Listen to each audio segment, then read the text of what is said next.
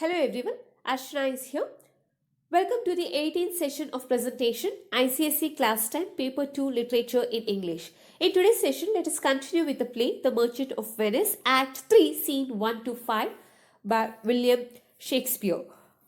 Before we deal with today's session, let us just brush up what we have learned in the previous session. In the previous session, we have learned Act 2, Scene 3 to Scene 9. Act 2, Scene 3 provides a good deal of information about Shylock's nature, his home, his attitude towards his daughter Jessica, and also reveals Jessica's love for a Christian, and it prepares the ground for Jessica's elopement. Act 2, Scene 4.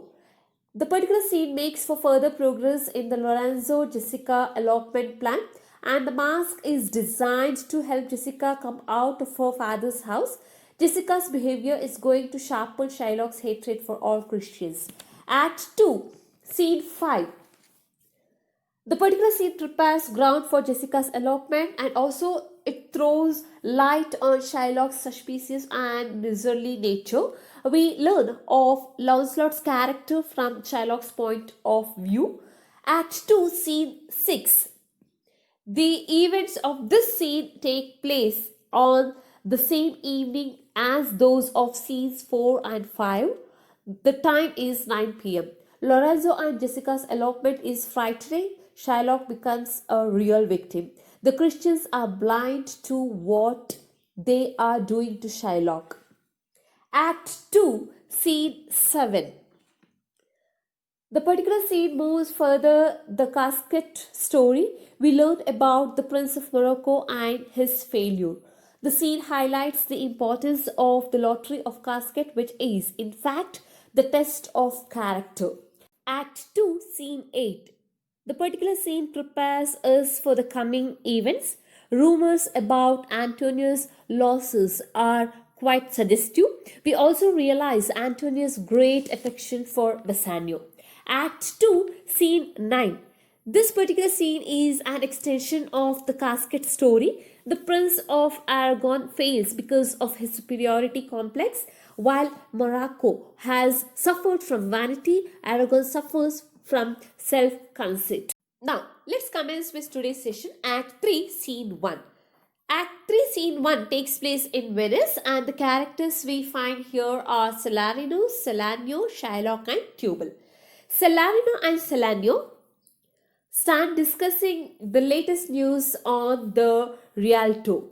Rialto is a central area of Venice, so there is a rumor about the loss of one of Antonio's ships in the English Channel, and it has not yet been contradicted. So when Shylock appears, Salanio asks him if there is any news. Shylock remarks peevishly that there is no news except that of his daughter's flight. So then Shylock curses his daughter for eloping with a Christian and for robbing him. Salarino's remark that his daughter, being a grown-up woman, has left her father provokes Shylock. So he further enrages him by saying that Antonio has lost a ship. So he, that is Shylock, swears to exact the full penalty of his bond if Antonio fails to pay back. When Salarino asks him what he would gain with a pound of human flesh, Shylock replies that it will satisfy his sense of revenge, even if he is to gain nothing materially. At this, Salarino and Salanio leave Shylock. When Shylock is alone, his friend Tubal, a Jew, appears on the scene. So Shylock asks Tubal about his daughter. Tubal tells him that he could not meet her, but he did get some information about her at Genoa. Shylock again curses his daughter and wishes her to be dead and all the gold coins lying with her in the coffin. So Shylock curses his ill luck. Tubal informs him that his daughter wasted away 80 ducats in one night. And Shylock is shocked to know from Tubal that Jessica bought a monkey with a diamond ring. So he feels miserable and shaken. He is full of despair and sorrow. So this particular scene indicates that Antonio will suffer heavy losses in the days to come. So it is becoming certain that Antonio will not be able to pay back the money to Shylock and will have to pay the penalty. On the other hand, Shylock is very angry at the loss of his money and the elopement of his daughter. So he has become as merciless as a tigress robbed of her cub. So the reason for his hatred for Antonio is also due to the fact that he had several times intervened to lend money to the helpless debtors and saved them from the clutches of the Jew. Now Antonio has fallen in his trap and he will not allow him to slip away. So Shylock reflects that if Antonio is out of his way, he will make huge profits. He is jealous of Antonio's goodness and kindness. So Shylock is expected to be merciless with Antonio and he will take revenge upon Antonio. Next scene. Act 3, Scene 2. The particular scene takes place in Belmont and the characters we find here are Portia, Bassanio, Nerissa and Gratiano. This scene is set in Belmont is quite significant. Portia asks Bassanio to postpone choosing the casket for some time as she would lose him if he were to choose wrong. So she says she is half tempted to reveal the secret, but she cannot prove false to her oath. Bassanio wants to make the choice because of the torture of suspense. So Portia leads him to the caskets. She arranges for some music. She looks upon Bassanio as her Hercules who will rescue her. She will weep if he fails. If he chooses the right casket, music will form appropriate setting. So Bassanio reads the inscription on the gold casket after examining all the 3 caskets. He is not impressed by the inscription. He says to himself that the world has always been deceived by the outward glitter of things. If a thing looks bright, its brightness hides its weakness. So he will not be swayed by the outward glitter of the golden casket and the silver casket. He rejects the golden casket and the silver casket and chooses the lead casket because lead is the most modest looking metal. He then opens the lead casket and finds the portrait of Portia in it. Portia is extremely happy at the right choice made by Bassanio. Bassanio too is completely charmed by the portrait of Portia that he found in the casket. Bassanio reads the scroll on which it is written that he should feel contented with Portia and not think of any other woman. So the scroll also directs Bassanio to give Portia a kiss and then claim her as his wife. Portia then declares that from now onward Bassanio has become the master of the house and she too has become his property.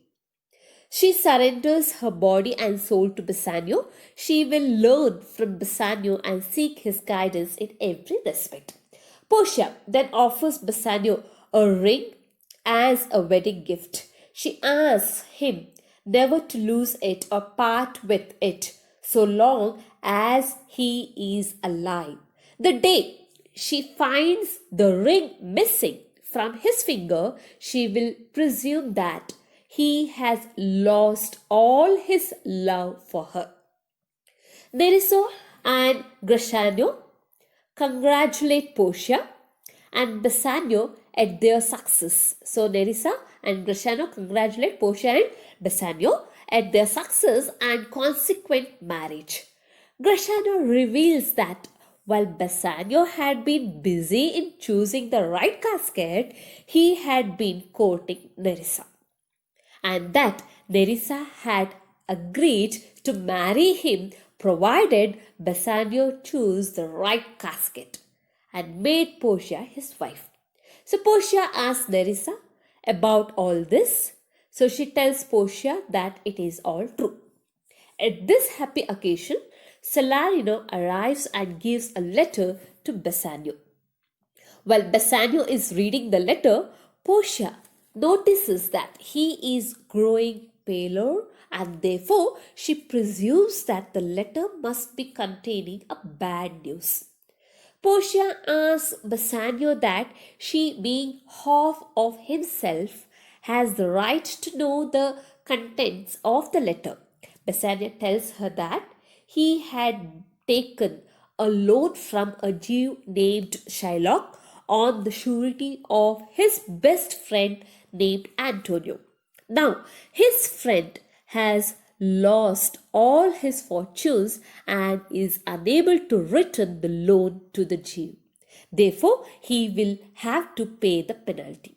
So, Portia tells Bassanio to take as much money as he wants and go to Venice to save the life of his friend. Salarino tells Bassanio that Antonio has lost all his merchant ships on the sea and is ruined. Shylock has approached the Duke for justice. He demands a pound of flesh from Antonio's breast as mentioned in the bond. So Jessica confirms that Shylock is doing all this to take revenge upon Antonio. And Portia therefore asks Bassanio to leave for Venice at once. She remarks that during the absence of Bassanio, she and Nerissa will live like maids or widows. So Bassanio then reads the letter to Portia. Portia asks him to go to Venice to help his friend. Bassanio tells her that he will immediately leave for Venice. So the scene makes us tense and curious. The plot here reaches the stage of complication. Herein, the three stories, that is, the Bond story, the casket story, and Lorenzo Jessica affair, become one. And Portia takes upon herself to resolve the complication. Bassanio makes a successful attempt to choose the right casket in this scene. So here, Shakespeare presents a dramatic irony. By this time, the readers obviously know which is the right casket, but Bassanio does not know about it. So he makes the choice in the right manner. He justifies the expectations of Portia's late father. He is not fascinated by the external glitter of the gold casket and the silver casket. Like a true lover, he is ready, that is, to give and hazard all that he hates. So he chooses the lead casket and finds the portrait of Portia in it. Bassanio and Portia are extremely happy. But soon the news of Antonio's losses mars the happy occasion. Salarino arrives and gives a letter to Bassanio. It is written in the letter that Antonio has lost all his merchant ships on the sea and has forfeited the bond. Shylock has approached the Duke and demanded justice. So he demands a pound of flesh from Antonio's breast as mentioned in the bond. Jessica, Shylock's daughter, confirms that his demand is the outcome of his revengeful motive. So we come to know the callous, cruel and revengeful nature of Shylock. Shylock considers it the best opportunity to take revenge upon Antonio because Antonio had been insulting and abusing Shylock. Now he has fallen in Shylock's trap and Shylock will not allow him to slip away. So the main interest of the play will now be on the clever and cunning moves of Shylock. Next act, that is Act 3, Scene 3. This scene takes place in Venice and the characters we find here are Shylock, Antonio and Salarino. In this scene, Shylock warns the jailer to keep an eye on Antonio lest he should escape. Shylock blames the jailer for showing leniency to Antonio and allowing him to come out of the prison.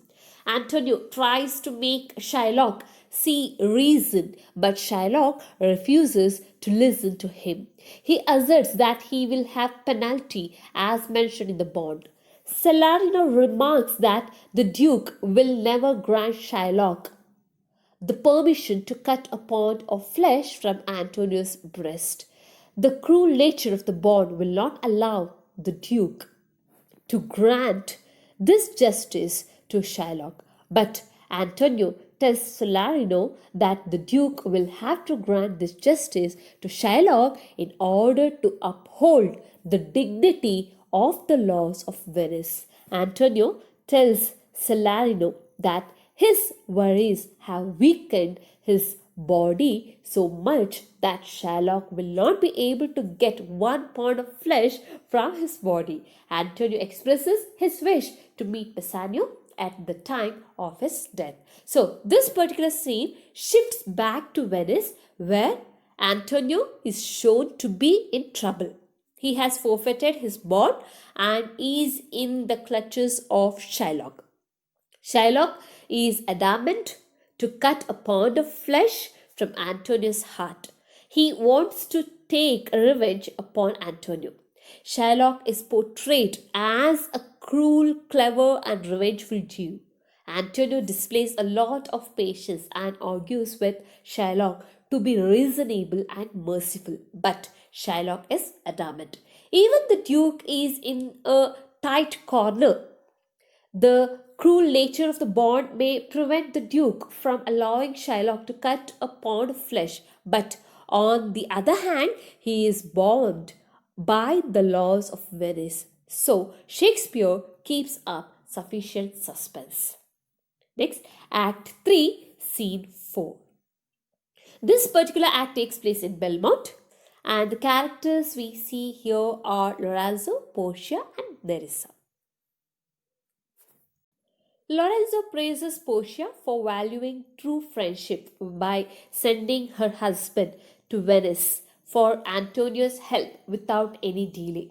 So he says that she will feel pleased with her actions since Antonio is really a noble man and a great friend.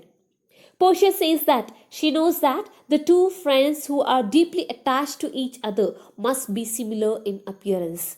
She does not consider any sacrifice too great for ensuring the safety of a friend like Antonio. She tells Lorenzo that she has told her servants to regard him and Jessica as their masters in her absence. Lorenzo and Jessica agreed to look after her house. Portia asks Balthazar to run to Padua and deliver her letter to Dr. Bellario. She instructs him to bring back with him the documents or cloths that he might give him. When Balthazar leaves, Portia tells Nerissa that they are going to meet their husbands very soon. Nerissa fails to understand what Portia means. Portia explains to Nerissa that they are going to put on male dresses. She will put on her knife and belt in order to give a look of a smart man. Portia then tells Nerissa that she will disclose the whole plan later. She asks her to accompany her to the park gate from where the mail coach will pick them up to cover a journey of 20 miles. So in this scene, we discover new shades in the personality of Portia. So far, we have known that she is a woman having all the graceful womanly virtues. But here, we find that she is a woman of quick decision and determined action. The moment she finds that the life of her husband's friend is in danger, she hastens to Venice with a daring and intelligent plan to save him. This scene has a great significance because it will lead us to the crucial trial scene. Moreover, the presence of all the important characters in Venice will make the union of the main plot and the subplot complete. In this way, Shakespeare achieves complete dramatic unity. Next, Act 3, Scene 5. Act 3, Scene 5 takes place in Belmont, and the characters we find here are Lancelot, Jessica, and Lorenza.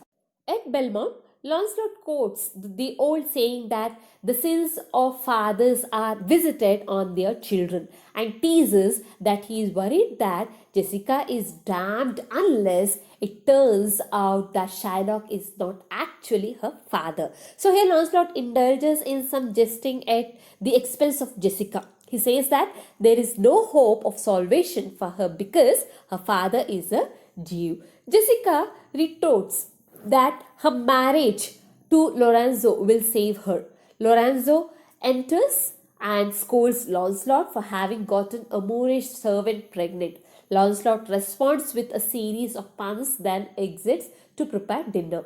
Lancelot again brings up the question of Jewishness and implies that being a Jew is a matter of blood and can't be escaped. So Jessica counters that Jewishness is a matter of manners and says she can be saved from Jewishness by marriage and conversion.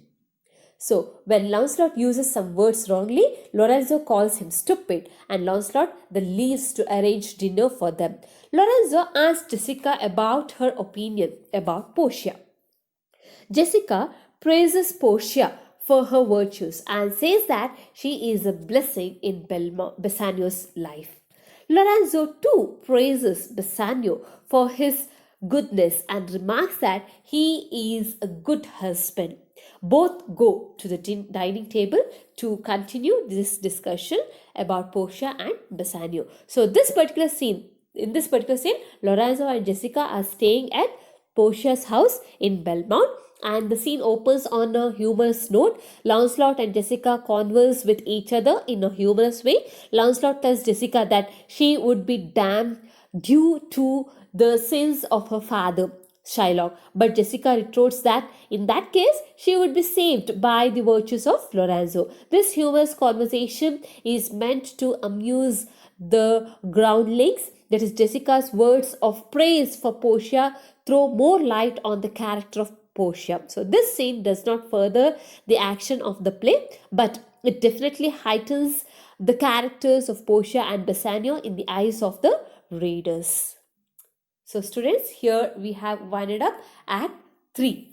In the next session, we'll learn about Act 4. Thank you, students.